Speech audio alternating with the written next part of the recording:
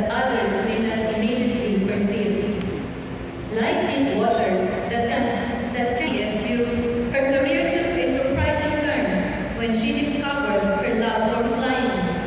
She became a pilot, breaking stereotypes and soaring to new heights, demonstrating unmatched skill and zero flying experience.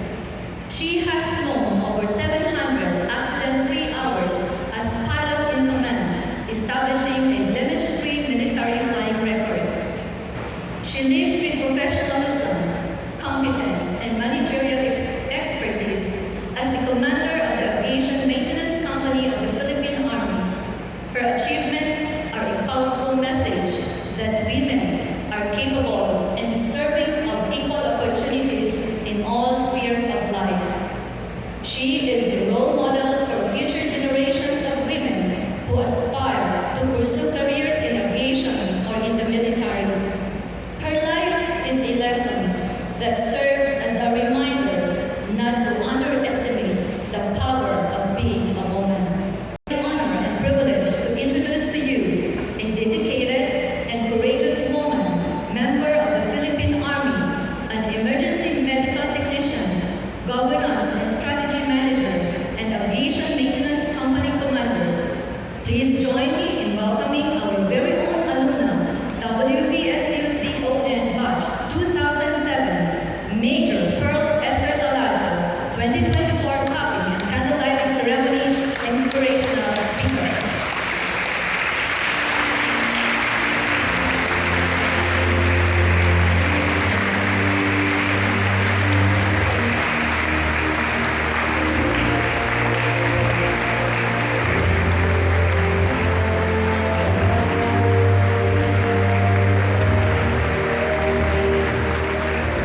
Please be seated. Grabe naman yung video sa introduction. Pwede ko na payuhan, ma'am. Anyway, I just want to break the ice a bit. Never did I expect na ganito pa nakagrabe yung spotlight dito. Anyway, before I formally start, Dr. Rosalito F. Villaluz, State University College's President, sir. Dr. Selena C. Juliana, Vice President for Medical and Allied Sciences. Of course, our Dean, College of Nursing, Dr. Madonna Espales. Thank you for your very warm introduction. And the Chair, Division for Maternal and Child Health Nursing, Professor Maribel C. Canyon Nasser. All others, instructors, and distinguished guests, faculty and staff of the College of Nursing, the parents who are around, the students of batch Vespa. Sa ating lahat, at saka yung mga fans ko na naradara sa likod, nanay at tatay ko, maayong hapon sa inyong mga tanan. Ay, wala naman. Harap hapon dira. Maayong hapon sa inyong tanan. It feels good to be back. Kanina I was actually even pagpasok namin diri sa university. Hindi ko na pala kung din ko, bago sa tatay. Hindi na naman. Nakakita mo na sa mga new buildings and it feels good na nakikita mo na yung university where you came from actually is really growing. Pero one thing na notice ko yun is yung tama ko picture ganito awkward ganito makita mo yung picture. And batayan niyo lang kasi yung tatay ko pa yung ito ko na po tanan ni Lord ko din. Hindi na yung tatay ka, alas tatay na ka. Wala na. Nagkuha sa Lord ko din. Anyway, at the onset, allow me to recognize the faculty, the staff, the committees, and the organizers of this event.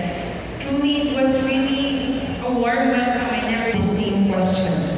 Sana yung mga students natin, batch 2026, nakabudlay sila pakadlawan kasi ang generation gap I was a member of the millennial, kaya siguro member na kaya ng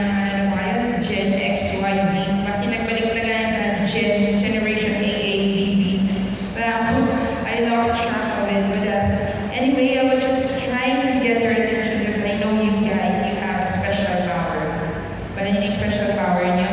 Yung the ability to sleep and to daydream with your eyes wide open. Alam niyo na? You're trying to act as if you're actually listening to me, but actually sa loob-loob mo siguro, kahit may isang speech na naman, habang ko nga, karoon naman akong selfie na may ano ba yung tsura? Ang lechon to, crispy pa kaya talaga yung guys ang speech.